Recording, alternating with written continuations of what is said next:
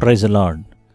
ಕರ್ತನಾದ ಯೇಸು ನಾಮದಲ್ಲಿ ಪುನರಾವರ್ತಿ ನಿಮ್ಮೆಲ್ಲರನ್ನ ದೇವರ ವಾಕ್ಯ ಧ್ಯಾನಕ್ಕೋಸ್ಕರ ಸ್ವಾಗತವನ್ನು ಮಾಡುವಂಥವರಾಗಿದ್ದೇವೆ. ಪ್ರಿಯ ಸಹೋದರ ಸಹೋದರಿಯರೇ, ಈ ದಿನದ ವಾಕ್ಯ ಧ್ಯಾನಕ್ಕಾಗಿ ಹಾನರ್, ಗೌರವ ಅಂತೇಳಿದ್ರೆ ಏನಂತೇಳಿ ದೇವರ ವಾಕ್ಯದ ಆಧಾರದಲ್ಲಿ ನಾವು ಕಲಿಯೋಣ. ಪ್ರಿಯ ಸಹೋದರ ಸಹೋದರಿಯರೇ, ಅದಕ್ಕಿಂತ ಮುಂಚೆ ನಾವು ಈ ಹಿಂದೆ ಮಾಡಿದಂಥ ಎಲ್ಲ ರೆಕಾರ್ಡಿಂಗ್ಗಳನ್ನ, ಸಂದೇಶಗಳನ್ನು, ಅದರ ಲಿಂಕ್ಗಳನ್ನು ನಾವು ಕಾಪಿ ಮಾಡಿ ಡಿಸ್ಕ್ರಿಪ್ಷನ್ ಬಾಕ್ಸಲ್ಲಿ ಹಾಕಿರ್ತೇವೆ. ನೀವು ಲಿಂಕ್ಗಳನ್ನು ಕ್ಲಿಕ್ ಮಾಡೋದ್ರ ಮುಖಾಂತರವಾಗಿ ನೇರವಾಗಿ ನೀವು ಸಂದೇಶಗಳನ್ನು ಕೇಳಬಹುದಾಗಿದೆ. ದೇವರ ಪ್ರೀತಿಯನ್ನು ಕುರಿತು, ದೇವರ ನಂಬಿಗಸ್ತಿಕೆಯನ್ನು ಕುರಿತು, ಸ್ನೇಹಿತರನ್ನು ಕುರಿತು, ಯಾವ ರೀತಿಯಾಗಿ ನಾವು ಪರಿಶುದ್ಧವಾಗಿ ಜೀವಿಸುವಂಥದ್ದು, ಯಾವ ರೀತಿಯಾಗಿ ನಾವು ದೇವರ ಬಳಿಗೆ ಇನ್ನೂ ಹೆಚ್ಚಾಗಿ ದೇವರನ್ನ ಹೆಚ್ಚಾಗಿ ಅರಿಯುವಂಥದ್ದು, ದೇವರ ಬಳಿಗೆ ಹೆಚ್ಚಾಗಿ ಯಾವ ರೀತಿಯಾಗಿ ಹೋಗುವಂಥದ್ದು, ಪರಿಶುದ್ಧತೆಯನ್ನು ಕುರಿತು, ಈ ರೀತಿಯಾಗಿ ಅನೇಕ ಸಂದೇಶಗಳನ್ನು ಈಗಾಗಲೇ ನಾವು ಕಾಪಿ ಮಾಡಿ ಅದನ್ನು ಯೂಟ್ಯೂಬ್ನಲ್ಲಿ ಅಪ್ಲೋಡ್ ಮಾಡಿರ್ತೇವೆ. ಈ ಸಂದೇಶಗಳು ಖಂಡಿತವಾಗಿ ನಿಮಗೆ ಆತ್ಮಿಕವಾಗಿ ಬಹಳ ಬಹಳ ಉಪಯೋಗವಾಗುವಂಥದ್ದಾಗಿದೆ. ನಮ್ಮ ಚಾನಲ್ನ ಇನ್ನು ಯಾರೆಲ್ಲ ಸಬ್ಸ್ಕ್ರೈಬ್ ಮಾಡ್ಕೊಂಡಿಲ್ಲ ಅವರೆಲ್ಲ ಸಬ್ಸ್ಕ್ರೈಬ್ ಮಾಡ್ಕೊಳ್ಳಿ ಅಂತ ಕೇಳ್ಕೊಳ್ತಾ ಇದ್ದೀವಿ. ಯಾಕಂತೇಳಿದ್ರೆ ಮುಂದೆ ಬರುವಂಥ ವಾಕ್ಯ ಸಂದೇಶಗಳ ಅಪ್ಡೇಟ್ಗಳು ನಿಮಗೆ ದೊರೆಯುವಂಥದ್ದಾಗಿದೆ. ಗೌರವ, ಬೈಬಲ್ನಲ್ಲಿ ಗೌರವ ಅಂತೇಳಿದ್ರೆ ಏನು ಅಂತೇಳಿ ನಾವು ಕಲ್ತ್ಕೊಳ್ಳೋಣ. ಮತ್ತು ಯಾವ ರೀತಿಯೆಲ್ಲ ಗೌರವಗಳಿದೆ, ಯಾರನ್ನೆಲ್ಲ ನಾವು ಗೌರವಿಸಬೇಕಾಗಿದೆ, ಗೌರವಿಸೋದ್ರಿಂದ ನಾವೇನನ್ನು ಹೊಂದ್ಕೊಳ್ಬೋದು, ದೇವ್ರ ದೃಷ್ಟಿಯಲ್ಲಿ ಯಾವ ರೀತಿಯಾಗಿ ನಾವು ಗೌರವಿಸಬೇಕು ಅಂತೇಳಿ, ಯಾರನ್ನೆಲ್ಲ ಗೌರವಿಸಬೇಕು ಅಂತೇಳಿ, ರೆಸ್ಪೆಕ್ಟ್ ಕೊಡಬೇಕು ಅಂತೇಳಿ ದೇವ್ರ ವಾಕ್ಯ ಬರದೆ ಅಂತೇಳಿ ನಾವು ಕಲ್ತ್ಕೊಳ್ಳೋಣ. ಪ್ರಿಯ ಸಹೋದರ ಸಹೋದರಿಯರೇ, ನೋಡ್ರಿ, ದೇವ್ರ ವಾಕ್ಯ ಹೇಳುವಂಥದ್ದಾಗಿದೆ. ಮೊಟ್ಟ ಮೊದಲನೇದಾಗಿ ನಾವು ಯಾರನ್ನು ಗೌರವಿಸಬೇಕು ಅಂತ ನೋಡುವಾಗ, ಅಟರ್ ಮೋಸ್ಟ್, ತುಂಬ ಅತ್ಯುನ್ನತವಾಗಿ ನಾವು ಮೊದಲನೇದಾಗಿ ಗೌರವಿಸಬೇಕಾಗಿರುವಂಥದ್ದು ನಾವು ದೇವರನ್ನು ನಾವು ಅತ್ಯುನ್ನತವಾದಂಥ ಸ್ಥಾನದಲ್ಲಿಟ್ಟು ಅತ್ಯುನ್ನತವಾಗಿ ನಾವು ಗೌರವ ಕೊಡಬೇಕು ಅಂತ ಹೇಳಿದ್ರೆ ಯಾರಿಗೆ ಅಂತ ನೋಡಬೇಕಾದ್ರೆ ದೇವರಿಗೆ. ಯಾಕೆ ದೇವರಿಗೆ ಅಷ್ಟೊಂದು ಗೌರವವನ್ನು ಕೊಡಬೇಕು, ಏನಕ್ಕೆ ಅಂತ ನೋಡಬೇಕಾದ್ರೆ ದೇವ್ರ ವಾಕ್ಯದಲ್ಲಿ ಬರೆದಿದೆ. ಪ್ರಕಟಣೆ ಗ್ರಂಥ, book of revelation, chapter 4 verse 11. ಪ್ರಕಟಣೆ ಗ್ರಂಥ 4ನೇ ಅಧ್ಯಾಯ 11ನೇ ವಾಕ್ಯದಲ್ಲಿ ಬರೆದಿದೆ. ದೇವ್ರ ವಾಕ್ಯದಲ್ಲಿ, ಕರ್ತನೇ ನಮ್ಮ ದೇವರೇ, ನೀನು ಪ್ರಭಾವ, ಮಾನ, ಬಲಗಳನ್ನು ಹೊಂದುವುದಕ್ಕೆ ಯೋಗ್ಯನಾಗಿದ್ದಿ. ಸಮಸ್ತವನ್ನು ಸೃಷ್ಟಿಸಿದಾತನು ನೀನೇ. ಎಲ್ಲವೂ ನಿನ್ನ ಚಿತ್ತದಿಂದಲೇ ಇದ್ದವು, ನಿನ್ನ ಚಿತ್ತದಿಂದಲೇ ನಿರ್ಮಿತವಾದವು. ನೋಡಿದ್ರಾ? ಯಾಕೆ ಅಂತ ನೋಡಬೇಕಾದ್ರೆ ಭೂಮಿಯಲ್ಲಿರುವಂಥ ಸಕಲ ಚರಾಚರಗಳು ಎಲ್ಲವನ್ನು ಸೃಷ್ಟಿ ಮಾಡಿರುವಂಥದ್ದು ದೇವರು. ಹಾಗಾಗಿ ನಮ್ಮ ಮೊದಲನೆಯ ಅತ್ಯುನ್ನತವಾದ ಗೌರವ ಯಾರಿಗೆ ಅಂತ ನೋಡಬೇಕಾದ್ರೆ ದೇವರಿಗೆ. ಯಾಕಂತ ಹೇಳಿದ್ರೆ ಆತನು ಎಲ್ಲ ಸೃಷ್ಟಿಗಳ ಸೃಷ್ಟಿಕರ್ತನಾಗಿದ್ದಾನೆ. ಎಲ್ಲ ಗೌರವವನ್ನು, ಎಲ್ಲ ಮಾನವನ್ನು, ಎಲ್ಲ ಮಹಿಮೆಯನ್ನು ಹೊಂದುವುದಕ್ಕೆ ಅರ್ಹತೆ ದೇವರಿಗೆ ಖಂಡಿತವಾಗಿ ಇರುವಂಥದ್ದಾಗಿದೆ. ಹಾಗಾಗಿ ನಾವು ಮೊಟ್ಟ ಮೊದಲನೇದಾಗಿ ಅತ್ಯುನ್ನತವಾದ ಗೌರವವನ್ನು ನಾವು ದೇವರಿಗೆ ಸಲ್ಲಿಸಬೇಕು, ದೇವರಿಗೆ ಕೊಡುವಂಥವರಾಗಿರಬೇಕು. ಹಾಗಾದರೆ ನಾವು ಗೌರವ ಸಲ್ಲಿಸೋದು ಹೇಗೆ, ನಾವು ದೇವರನ್ನ ಗೌರವಿಸೋದು ಹೇಗೆ ಅಂತೇಳಿ ತಿಳ್ಕೊಳ್ಬೇಕು ಅಂತೇಳಿದ್ರೆ, ಮೊಟ್ಟ ಮೊದಲನೇದಾಗಿ ನೀವು ದೇವರನ್ನ ಯಾವ ರೀತಿ ಗೌರವಿಸ್ಬೋದು ಅಂತ ಹೇಳಬೇಕಾದ್ರೆ ನೀವು ಆರಾಧನೆಯ ಮುಖಾಂತರವಾಗಿ, ಆರಾಧನೆ ಅಂತ ಹೇಳಬೇಕಾದ್ರೆ ಪೂರ್ಣ ಬುದ್ಧಿ, ಪೂರ್ಣ ಶಕ್ತಿ, ಪೂರ್ಣ ಪ್ರಾಣದಿಂದ ನೀವು ದೇವರನ್ನ ಆರಾಧನೆ ಮಾಡುವಾಗ ದೇವರು ಖಂಡಿತವಾಗಿ ನೀವು ಆತನನ್ನು ಆರಾಧಿಸುವಾಗ ಈ ರೀತಿಯಾಗಿ ಆರಾಧನೆ ಮಾಡೋದ್ರಿಂದ ಖಂಡಿತವಾಗಿ ಅದು ದೇವರಿಗೆ ಗೌರವವನ್ನು ಸೂಚಿಸುವಂಥದ್ದಾಗಿದೆ. ಅದು ಮಾತ್ರವಲ್ಲ, ದೇವರಿಗೆ ವಿಧೇಯತೆಯನ್ನು ತೋರಿಸೋದ್ರ ಮುಖಾಂತರವಾಗಿ, ವಿಧೇಯತೆ ಅಂತ ಹೇಳಬೇಕಾದ್ರೆ ದೇವರು ಏನು ಹೇಳ್ತಾರೋ ಅದನ್ನು ಚಾಚು ತಪ್ಪದೆ ಯಥಾವತ್ತಾಗಿ ಮಾಡೋದ್ರ ಮುಖಾಂತರವಾಗಿ ನೀವು ದೇವರನ್ನು ಗೌರವಿಸುವಂಥದ್ದು. ಅದಕ್ಕೆ ದೇವರ ವಾಕ್ಯ ಹೇಳುತ್ತೆ, ಈ ಆಜ್ಞೆಗಳನ್ನು ಕೈಕೊಂಡು ನಡಿ, ಎಡಕ್ಕಾಗಲಿ ಬಲಕ್ಕಾಗಲಿ ತಿರುಗಬೇಡ ಅಂತೇಳಿ ದೇವರ ವಾಕ್ಯದಲ್ಲಿ ಬರೆದಿರೋದನ್ನು ನೋಡ್ತೇವೆ. ಅದು ಮಾತ್ರವಲ್ಲ, ದೇವರ ವಾಕ್ಯದಲ್ಲಿ ಬರೆದಿದೆ, ನಾವು ಪರಿಶುದ್ಧವಾಗಿ ಜೀವಿಸೋದ್ರ ಮುಖಾಂತರವಾಗಿ ಅಂತೇಳಿ ಪರಿಶುದ್ಧವಾದ ಜೀವಿತವನ್ನು ನಡೆಸೋದ್ರ ಮುಖಾಂತರವಾಗಿ ನಾವು ದೇವರನ್ನು ಗೌರವಿಸ್ಬೋದು. ನಾವು ಯಾವ ರೀತಿಯಾಗಿ ಪರಿಶುದ್ಧ ಜೀವಿತವನ್ನು ಮಾಡೋದ್ರ ಮುಖಾಂತರವಾಗಿ ದೇವರನ್ನು ಗೌರವಿಸ್ಬೋದು. ಹಲ್ಲೆಲೂಯ. ಅದು ಮಾತ್ರವಲ್ಲ, ದೇವರ ಕಾರ್ಯಗಳಿಗೆ ನಾವು ಕೊಡೋದು ಮುಖಾಂತರವಾಗಿ, ದೇವರ ಕಾರ್ಯಗಳಿಗೆ ನಾವು ಕೊಡೋದು ಮುಖಾಂತರವಾಗಿ ನೋಡಿ, ಮೊದಲನೇದಾಗಿ ಏನು ಅಂತ ಹೇಳಿದ್ರೆ, ನಿಮ್ಮ ಸಮಯಗಳಿರ್ಬೋದು, ನೀವು ಯಾವ ರೀತಿಯೆಲ್ಲ ಕಾರ್ಯಗಳನ್ನು ದೇವರಿಗೋಸ್ಕರ ಮಾಡ್ಬೋದು, ಆ ಕಾರ್ಯಗಳಿರ್ಬೋದು. ಮತ್ತು ದೇವರು ನಿಮ್ಗೇನು ಕೊಟ್ಟಿದ್ದಾರೆ, ನಿಮ್ಮ ಹಣವಿರ್ಬೋದು, ಆಸ್ತಿಗಳಿರ್ಬೋದು, ಯಾವುದಾದ್ರೂ ಸರಿ, ನೀವು ದೇವರು ನಿಮ್ಗೇನು ಆಲೋಚನೆ ಕೊಡ್ತಾನೆ, ಯಾವ ರೀತಿಯಾಗಿ ದೇವರಿಗೆ ಕೊಡುವುದು ನಿಮಗೆ ಸಂತೋಷವನ್ನುಂಟು ಮಾಡುವಂಥದ್ದಾಗಿದೆ. ಅದನ್ನು ಆ ರೀತಿಯಾಗಿ ಕೊಡೋದು ಮುಖಾಂತರವಾಗಿ ದೇವರಿಗೆ ನೀವು ಗೌರವಿಸ್ಬೋದು. ದೇವರು ನಿಮಗೆ ಏನೋ ಬಲವಂತ ಮಾಡಿ ನಿಮ್ಮನ್ನು ಹೆದರಿಸಿ ಬೆದರಿಸಿ ಕೇಳೋದಿಲ್ಲ. ನೀವು ಸಂತೋಷವಾಗಿ, ಅದಕ್ಕೆ ಹೇಳೋದು ದೇವರ ಸಂತೋಷವಾಗಿ ಕೊಡುವ ಮೇಲೆ ದೇವರಿಗೆ ಪ್ರೀತಿ ಉಂಟು, ದೇವರ ವಾಕ್ಯದಲ್ಲಿ ಬರೆದಿದೆ. ಹಲ್ಲೆಲೂಯ. ಸೊ ಹಾಗಾಗಿ ನೀವು ಸಂತೋಷವಾಗಿ ಏನು ಕೊಡ್ತೀರಾ ಅದರ ಮುಖಾಂತರ ದೇವರನ್ನು ಗೌರವಿಸ್ಬೋದು ಅಂತೇಳ್ಬಿಟ್ಟು. ಹಲ್ಲೆಲೂಯ. ನೋಡ್ರಿ, 1 Peter ಚಾಪ್ಟರ್ 1, 15 and 16 ನೋಡಬೇಕಾದ್ರೆ, 1 ಪೇತ್ರ 1ನೇ ಅಧ್ಯಾಯ 15 ಮತ್ತು 16ನೇ ವಾಕ್ಯದಲ್ಲಿ ಬರೆದಿದೆ, ನಿಮ್ಮನ್ನು ಕರೆದಾತನು ಪರಿಶುದ್ಧನಾಗಿರೋ ಪ್ರಕಾರವೇ ನೀವು ವಿಧೇಯರಿಗೆ ತಕ್ಕಂತೆ ನಿಮ್ಮ ಎಲ್ಲ ನಡವಳಿಕೆಯಲ್ಲಿ ಪರಿಶುದ್ಧರಾಗಿರ್ರಿ. ನಾನು ಪರಿಶುದ್ಧನಾಗಿರೋ ನೀವು ಪರಿಶುದ್ಧರಾಗಿರಬೇಕು ಎಂದು ಬರೆದದೆಯಲ್ಲ. ನೋಡಿ, ಅಂದರೆ ಯಾವ ರೀತಿಯಾಗಿ ದೇವರನ್ನ ಗೌರವಿಸ್ಬೋದು ಅಂತ ಹೇಳಿದ್ರೆ, ದೇವರೇನು ಹೇಳ್ತಾರೋ ಅದಕ್ಕೆ ವಿಧೇಯತೆಯನ್ನು ತೋರಿಸೋ ಮುಖಾಂತರವಾಗಿ ಗೌರವಿಸ್ಬೋದು ಅಂತೇಳಿ. ಅದು ಮಾತ್ರವಲ್ಲ, ನಾವು ದೇವರಿಗೆ ಮಾತ್ರ ಗೌರವ ಕೊಡ್ತೀವಿ, ಬೇರೆ ಯಾರು ಗೌರವ ಕೊಡಲ್ಲ ಅಂತ ಹೇಳಿದ್ರೆ ಆಗೋದಿಲ್ಲ. ಆ ರೀತಿ ಮಾಡೋದು ತಪ್ಪಾಗುತ್ತೆ. ದೇವರ ದೃಷ್ಟಿಯಲ್ಲಿ ಅದು ಸರಿಯಲ್ಲ. ಅದಕ್ಕೆ ದೇವರ ವಾಕ್ಯದಲ್ಲಿ ಎಲ್ಲವನ್ನು ಕುರಿತು ಬರೆಯಲ್ಪಟ್ಟಿದೆ.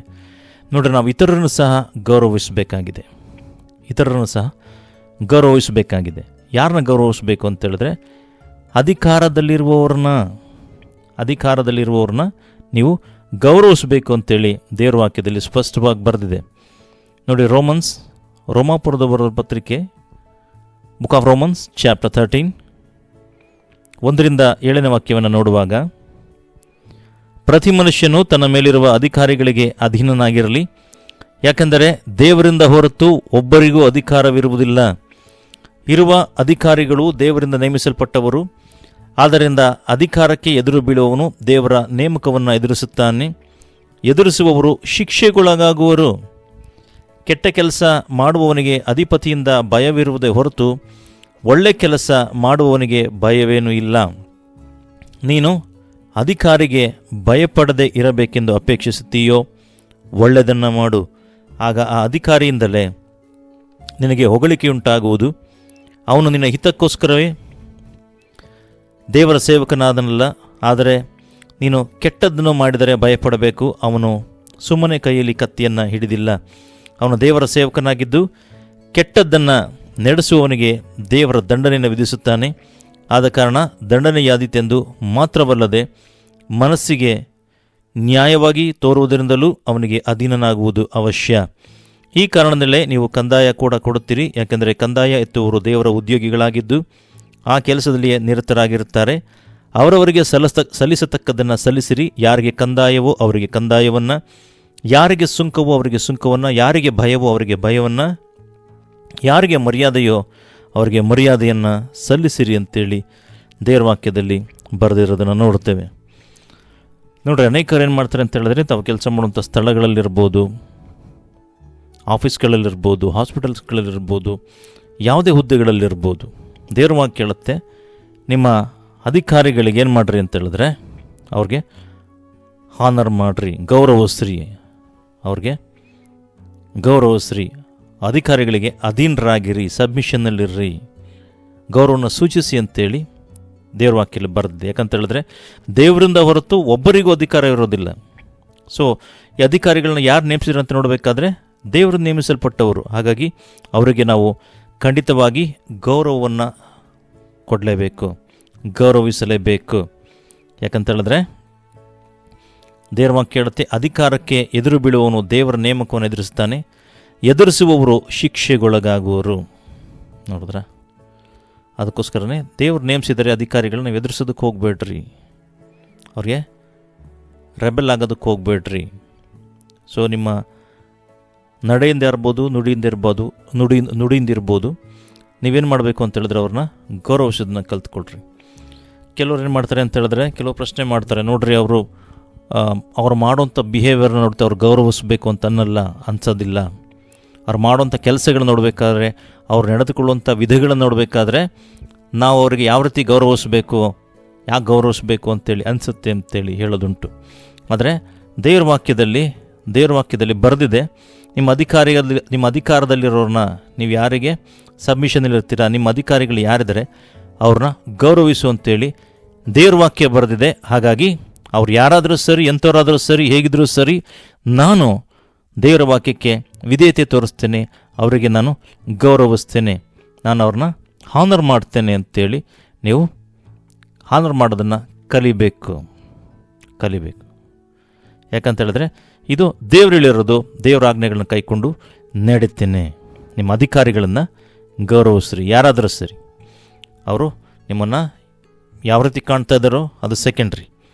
ದೇವ್ರ ವಾಕ್ಯ ಹೇಳುತ್ತೆ, ಗೌರವಿಸ್ರಿ, ಅದಕ್ಕೆ ಬರಬೇಕಾದಂಥ ಆಶೀರ್ವಾದ ಏನಿದೆ ಅದನ್ನು ದೇವರು ನಿಮಗೆ ದಯಪಾಲಿಸುವಂಥವರಾಗಿದ್ದಾರೆ. ಯಾಕಂತೇಳಿದ್ರೆ ನೀವು ದೇವರ ಆಜ್ಞೆಗಳನ್ನು ಕೈಕೊಂಡು ನಡ್ತಾ ಇರೋದ್ರಿಂದ ಅದಕ್ಕೆ ಬರಬೇಕಾದಂಥ ಆಶೀರ್ವಾದವನ್ನು, ಅದಕ್ಕೆ ಬರಬೇಕಾದ ಪ್ರತಿಫಲವನ್ನು ದೇವರು ತಾನೇ ನೀಡುವಂಥವರಾಗಿದ್ದಾರೆ.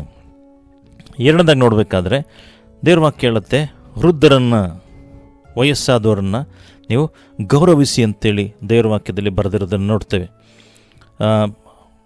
ಯಾಜಕ ಕಾಂಡ, ಬುಕ್ ಆಫ್ ಲೆವಿಟಿಕಲ್ಸ್, ಯಾಜಕ ಕಾಂಡ 19ನೇ ಅಧ್ಯಾಯ 32ನೇ ವಾಕ್ಯದಲ್ಲಿ ಬರೆದಿದೆ, ತಲೆನೆರೆತ ವೃದ್ಧರ ಮುಂದೆ ಎದ್ದು ನಿಂತು ಅವರನ್ನು ಸನ್ಮಾನಿಸಬೇಕು, ನಿಮ್ಮ ದೇವರಲ್ಲಿ ಭಯಭಕ್ತಿಯುಳ್ಳವರಾಗಿರಬೇಕು, ನಾನು ಯೆಹೋವನು. ದೇವರ ವಾಕ್ಯ ಹೇಳುತ್ತೆ, ತಲೆನೆರೆತ ವೃದ್ಧರ ಮುಂದೆ ಎದ್ದು ನಿಂತು ಅವರನ್ನು ಸನ್ಮಾನಿಸಬೇಕು ಅಂತ ಹೇಳಿದ್ರೆ ಎದ್ದು ಅವ್ರಿಗೆ ಗೌರವ ಸಲ್ಲಿಸ್ರಿ. ಕೆಲವ್ರು ಏನು ಮಾಡ್ತಾರೆ ಅಂತ ಹೇಳಿದ್ರೆ, ಕೂತಿರ್ತಾರೆ, ವಯಸ್ಸಾಗಿರೋರು ಬಂತು ಅಂತ ಹೇಳಿದ್ರು ಅವರು ಎದ್ದು ನಿಲ್ಲಲ್ಲ, ಅವರು ಮಾತಾಡ್ತು ಅಂತೇಳಿ ಇವ್ರು ಕೂತೇ ಇರ್ತಾರೆ. ಅವರ ಸ್ಟೇಜ್ ಆಗಿದೆ, ದೇವ್ರ ವಾಕ್ಯದಲ್ಲಿ ಬರೆದಿದೆ ವೃದ್ಧರನ್ನು ಗೌರವಿಸಬೇಕು ಅಂತೇಳಿ. ಆದರೆ ಇವರೇನು ಮಾಡ್ತಾರೆ, ಇವ್ರ ವಯಸ್ಸಿನಲ್ಲಿ ಸಣ್ಣವರಿದ್ದಾರೆ, ಆದರೂ ಏನು ಮಾಡ್ತಾರೆ, ಅವ್ರನ್ನ ಗೌರವಿಸಲ್ಲ. ದೇವ್ರ ವಾಕ್ಯ ಹೇಳ್ತಾ ಇದೆ ಸ್ಪಷ್ಟವಾಗಿ, ವೃದ್ಧರನ್ನು ಗೌರವಿಸಬೇಕು. ಹಾಗಾಗಿ ನಾವು ಯಾರಾದರೂ ಸರಿ, ಅವ್ರಿಗೆ ಏಜ್ ಆಗಿದೆ, ಅವ್ರು ವೃದ್ಧರಾಗಿದ್ದಾರೆ ಅಂತ ಹೇಳಿದ್ರೆ ಅವ್ರಿಗೆ ಗೌರವಿಸೋದನ್ನು ಕಲ್ತ್ಕೊಳ್ರಿ. ನೋಡ್ರಿ, ನಾನೊಂದು ಸರಿ ಮೆಟ್ರೋ ಟ್ರೈನಲ್ಲಿ ಹೋಗಬೇಕಾದ್ರೆ ಒಂದು ವಯಸ್ಸಾದವರೊಬ್ಬರು ಬಂದರು, ಹೆಂಗಸರೊಬ್ಬರು ಬಂದರು. ಅವ್ರಿಗೆ ಪಾಪ ನಿಲ್ಲೋದಕ್ಕೆ ಕಷ್ಟ ಆಗ್ತಾಯಿದೆ. ಇಬ್ಬರು ಯವನಸ್ಥ, ಒಂದು ಹುಡುಗ ಒಂದು ಹುಡುಗಿ ಕೂತ್ಕೊಂಡಿದ್ದಾರೆ, ಅವ್ರಿಗೆ ಆಗ್ತಿಲ್ಲ, ಹೃದಯ ಆಗ್ತಿಲ್ಲ, ಆದರೂ ಎದಳಕ್ಕೆ ಸಂಕಟ ಇವರು ಎದಳ್ತಿಲ್ಲ. ಕೊನೆಗೆ ನಾನು ಇಮಿಡಿಯೇಟಾಗಿ ಎದ್ದು ಅವ್ರಿಗೆ, ಅಮ್ಮ ದಯವಿಟ್ಟು ಕೂತ್ಕೊಳ್ರಿ ಅಂತೇಳಿ ನಾನು ಅವ್ರಿಗೆ ಸ್ಥಳ ಮಾಡಿಕೊಟ್ಟೆ. ನೋಡ್ರಿ, ದೇವ್ರ ವಾಕ್ಯ ಹೇಳುತ್ತೆ, ಅವ್ರನ್ನ ಗೌರವಿಸಿ, ಅವ್ರನ್ನ ಎದ್ದು ನಿಂತು ಅವ್ರನ್ನ ಗೌರವಿಸಿ. ಅವ್ರಿಗೆ ಯಾವ ರೀತಿ ಗೌರವಿಸ್ಬೋದು ಅಂತ ಹೇಳಿದ್ರೆ, ಫಾರ್ ಎಕ್ಸಾಂಪಲ್ ಈಗ ನಾನು ಹೇಳಿದ್ನಲ್ಲ, ಅವ್ರು ನಿಲ್ಲೋದಕ್ಕೆ ಕಷ್ಟ ಆಗ್ತಾಯಿದೆ, ಅವ್ರಿಗೆ ಕೂರೋದಕ್ಕೆ ಸ್ಥಳ ಬೇಕು. ಸೊ ನೀವೇನು ಸ್ಥಳವನ್ನು ಕೊಡೋದ್ರ ಮುಖಾಂತರ ಏನಾಗಿದ್ದೀರಾ, ಅವ್ರಿಗೆ ಏನು ಮಾಡ್ತೀರಾ, ಅವ್ರಿಗೆ ಗೌರವವನ್ನು ಸೂಚಿಸ್ತಾ ಇದ್ದೀರಾ. You are honouring them. ಹಾಗಾಗಿ ನೀವು ವೃದ್ಧರನ್ನು ಗೌರವಿಸೋದನ್ನು ಕಲ್ತ್ಕೊಳ್ರಿ. ಸರಿ, ಜನ್ರೇಷನ್ ಏನು ಮಾಡ್ತಾರೆ ಅಂತ ಹೇಳಿದ್ರೆ, ಬೇಕಾಬಿಟ್ಟಿಯಾದಂಥ 100 ಜನ 100 ರೀತಿಯಾದಂಥ ಮಾತುಗಳನ್ನು, 100 ರೀತಿಯಾದ ಸಜೆಷನ್ಗಳನ್ನ ಕೊಡ್ತಾರೆ. 100 ಸಜೆಷನ್ಗಳು ನೀವು ಫಾಲೋ ಮಾಡೋದಕ್ಕಾಗುತ್ತಾ? ಆಗೋದಿಲ್ಲ. ಅದಕ್ಕೆ ಬೆಸ್ಟ್ ಥಿಂಗ್ ಏನು ಅಂತ ಹೇಳಿದ್ರೆ, ಬೆಸ್ಟ್ ಎಕ್ಸಾಂಪಲ್ ಏನು ಅಂತ ಹೇಳಿದ್ರೆ, ದೇವ್ರೇನು ಹೇಳ್ತಾರೋ ಅದನ್ನು ಮಾಡುವಂಥದ್ದು ಬೆಸ್ಟ್, ಯಾವಾಗಲೂ ಒಳ್ಳೆಯದಾಗಿರುವಂಥದ್ದಾಗಿದೆ. ನೋಡ್ರಿ, ನೆಕ್ಸ್ಟ್ ನಾವು ನೋಡಬೇಕಾದ್ರೆ, ನೆಕ್ಸ್ಟು ನಮ್ಮ ಹೆತ್ತವರನ್ನ ಗೌರವಿಸಬೇಕು. ನಿಮ್ಮನ್ನು ಯಾರು ಹೆತ್ತವರಾಗಿರ್ತಾರೋ, ನಿಮ್ಮ ತಂದೆ ತಾಯಿಗಳು ಯಾರಿದ್ರು ಅವ್ರನ್ನ ಗೌರವಿಸಬೇಕು ಅಂತೇಳಿ ದೇವ್ರ ವಾಕ್ಯದಲ್ಲಿ ಬರೆದಿರೋದನ್ನು ನೋಡ್ತೇವೆ.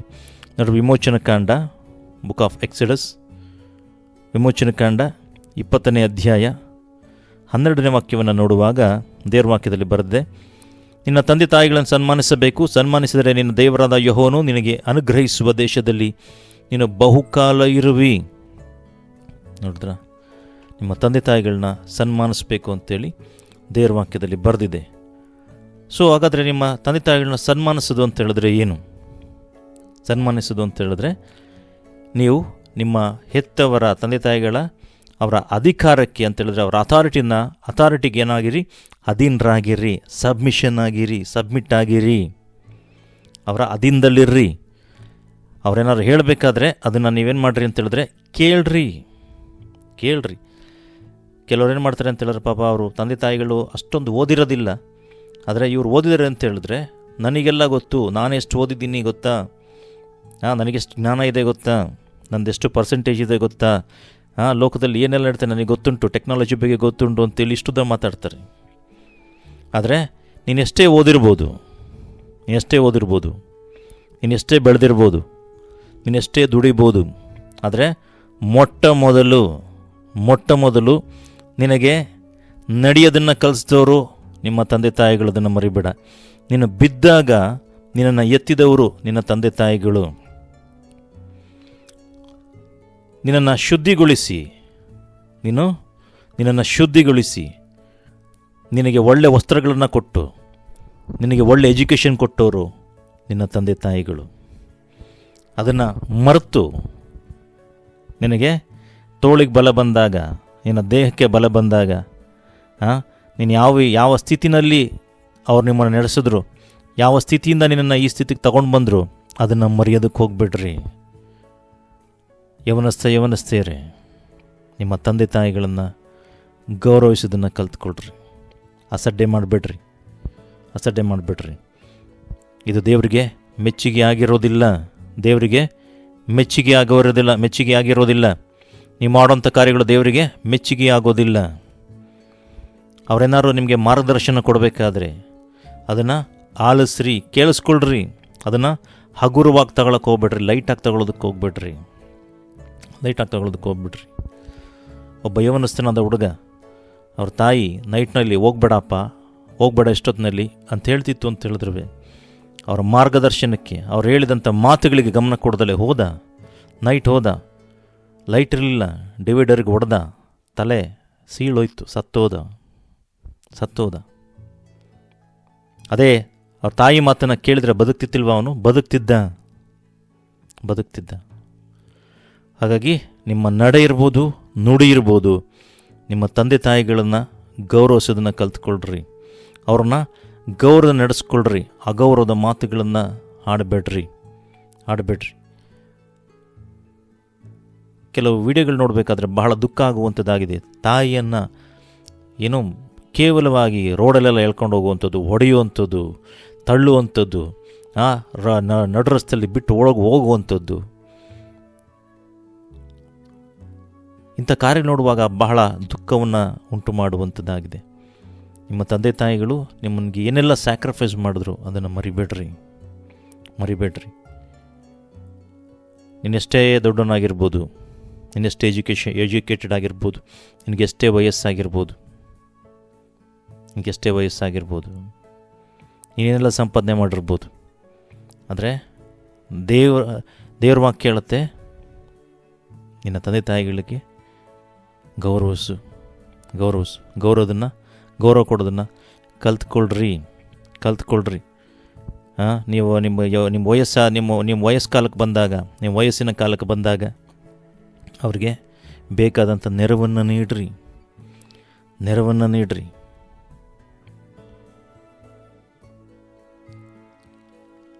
ನೋಡ್ರಿ, ಯೇಸು ಸ್ವಾಮಿ ಸಹ ಕಡೆಗಳಿಗೆಲ್ಲೂ ಸಹ ತನ್ನ ತಾಯಿಗೆ ಯೋಹಾನನನ್ನು ತೋರಿಸಿ, ಇಗೋ ನಿನ್ನ ತಾಯಿ ಅಂತೇಳಿ ಹೇಳೋದನ್ನು ನೋಡ್ತೇವೆ.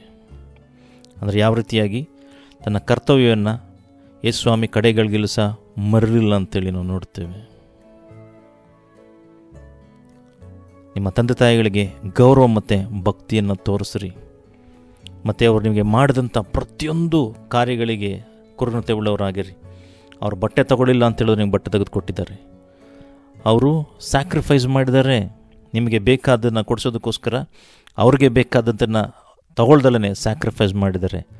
ಅವರು ಒಂದೊತ್ತು ಊಟನ ಕಡಿಮೆ ಮಾಡಿ ನಿನಗೆ 3 ಹೊತ್ತು ಊಟ ಕೊಟ್ಟಿದ್ದಾರೆ.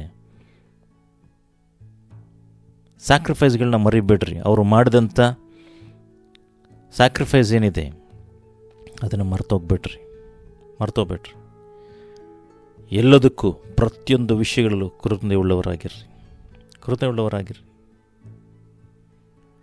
ಅವರ ಸಲಹೆಗಳು ಕೊಡಬೇಕಾದ್ರೆ ಅದನ್ನು ಕೇಳ್ರಿ, ಆಲಿಸ್ರಿ. ಯಾಕಂದರೆ ನೀವು ಎಷ್ಟೇ ಎತ್ತರಕ್ಕೆ ಬೆಳಿತೀವಿ ಅಂತ ಹೇಳಿದ್ರೆ ಅವರಿಂದ ಬರುವಂಥ ಸಲಹೆ ಇದು ಎಕ್ಸ್ಪೀರಿಯನ್ಸ್, ಅನುಭವದ ಮಾತುಗಳು. ನೀನು ಎಷ್ಟೇ ಲಕ್ಷ ಕೊಟ್ಟರು ಕೋಟಿ ಕೊಟ್ಟರು ಬರೋದಿಲ್ಲ. ಅನುಭವ ಇದ್ದರೆ ಮಾತ್ರನೇ ಅನುಭವದ ಮಾತುಗಳು ಬರುತ್ತೆ. ಹಾಗಾಗಿ ಆ ಅನುಭವಗಳ ಮೂಲಕ ಆದೋಗಿದ್ದಾರೆ.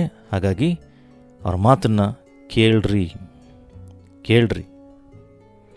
ಕೇಳ್ತು ಅಂತ ಹೇಳಿದ್ರೆ ಏನಾಗುತ್ತೆ ಅಂತ ಹೇಳಿದ್ರೆ, ದೇವ್ರ ವಾಕ್ಯದಲ್ಲಿ ಬರೆದಿದೆ, ಅವರ ಮಾತುಗಳನ್ನು ಕೇಳ್ತು ಅಂತ ಹೇಳಿದ್ರೆ ನೀನು ಬಹುಕಾಲ ಬದುಕ್ತೀಯ. ನಿನ್ನ ಆಯಸ್ಸು ಚೆನ್ನಾಗಿರುತ್ತೆ. ಅರ್ಧ ಆಯುಷ್ಗೆ ನೀನು ಹೋಗೋದಿಲ್ಲ. ಅರ್ಧ ಆಯುಷ್ಗೆ ನಿನ್ನ ಆಯುಷ್ ಮುಗಿಯೋದಿಲ್ಲ. ನಿನ್ನ ಆಯುಷ್ ಕಾಲ ಚೆನ್ನಾಗಿರಬೇಕು ಅಂತ ಹೇಳಿದ್ರೆ, ಆಯಸ್ಸು ಇರಬೇಕು ಅಂತ ಹೇಳಿದ್ರೆ ನಿನ್ನ ತಂದೆ ತಾಯಿಗಳನ್ನು ಗೌರವಿಸು. ನಿನ್ನ ತಂದೆ ತಾಯಿಗಳನ್ನ ಗೌರವಿಸಿದ್ರೆ ನಿನಗೆ ಖಂಡಿತವಾಗಿ ನಿನ್ನ ದೇಶದಲ್ಲಿ, ದೇವರು ಅನುಗ್ರಹಿಸಿದ ದೇಶದಲ್ಲಿ ನೀನು ಬಹುಕಾಲ ಇರುವಿ ಅಂತ ದೇವ್ರ ವಾಕ್ಯ ಹೇಳುತ್ತೆ. ಹಲ್ಲೆಲೂಯಾ. ಅದು ಮಾತ್ರವಲ್ಲ, ನಿಮ್ಮ ಜೊತೆಗಿರುವಂಥವ್ರನ್ನ ರೋಮಾಪುರದ ಬರೋದ ಪತ್ರಿಕೆ ಬುಕ್ ಆಫ್ ರೋಮನ್ಸ್ ಚಾಪ್ಟರ್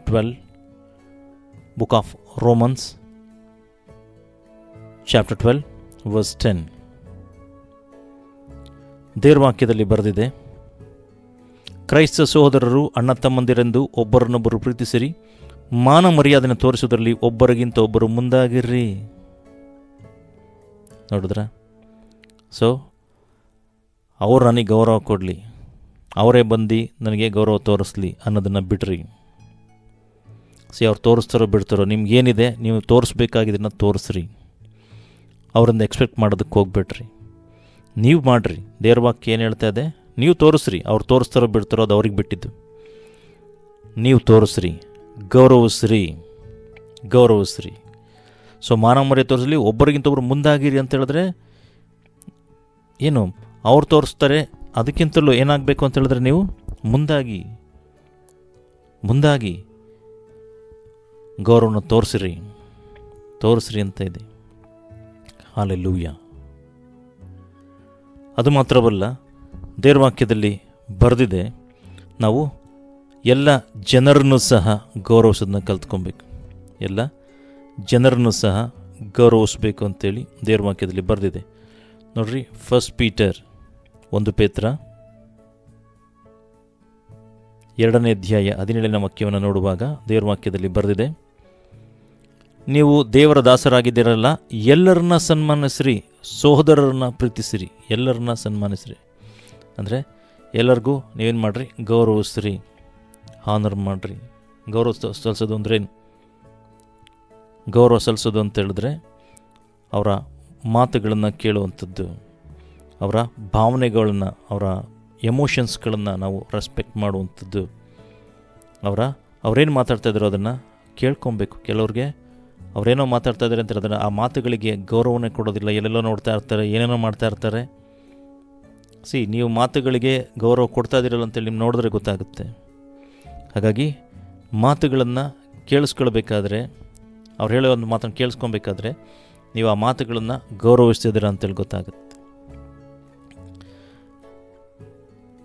ಹಾಗಾಗಿ ನೀವು ಎಲ್ಲ ಜನರನ್ನು ಗೌರವಿಸೋದನ್ನು ಕಲ್ತ್ಕೊಳ್ರಿ. ಗೌರವ ಹೃದಯ ಏನಿದೆ ಇದನ್ನು ದೇವರು ಮೆಚ್ಚುವಂಥವರಾಗಿದ್ದಾರೆ. ಗೌರವ ಹೃದಯವನ್ನು ದೇವರು ಮೆಚ್ಚುವಂಥವರಾಗಿದ್ದಾರೆ. ನೋಡ್ರಿ, ದೇವ್ರ ವಾಕ್ಯ ಹೇಳುವಂಥದ್ದಾಗಿದೆ, ನಿಮಗೆ ಯಾರು ವಾಕ್ಯಗಳನ್ನು ಹೇಳ್ಕೊಟ್ಟಿದ್ದಾರೆ, ನಿಮ್ಮನ್ನು ಯಾರು ರಕ್ಷಣೆಗೆ ತಗೊಂಡು ಬಂದಿದ್ದಾರೆ, ಯಾರು ದೇವರ ಸೇವೆಯಲ್ಲಿ ಪ್ರಯಾಸ ಪಡ್ತಾ ಇದ್ದಾರೆ, ಅವ್ರಿಗೆ ನೀವು ಇಮ್ಮಡಿ ಮಾನವನ್ನು ಸಲ್ಲಿಸಬೇಕು ಅಂತೇಳಿ, ಗೌರವಿಸಬೇಕು ಅಂತೇಳಿ ದೇವರ ವಾಕ್ಯದಲ್ಲಿ ಬರೆದಿರೋದನ್ನು ನೋಡ್ತೇವೆ. ಹಲ್ಲೆಲೂಯಾ. ನೋಡ್ರಿ, ಅನೇಕ ಜನಗಳೇನು ಮಾಡ್ತಾರೆ ಅಂತ ಹೇಳಿದ್ರೆ, ತಾವು ಬೆಳೆದಂಥ ಸಭೆಗಳಿಗೆ ಗೌರವ ಸಲ್ಲಿಸೋದನ್ನ ಬಿಟ್ಬಿಡ್ತಾರೆ. ನೀವು ಬೆಳೆದಂಥ ಸಭೆ, ಸಭಾಪಾಲಕರನ್ನ, ನಾಯಕರುಗಳನ್ನು ಅವ್ರಿಗೆ ಗೌರವಿಸೋದನ್ನ ಕಲ್ತ್ಕೊಳ್ರಿ.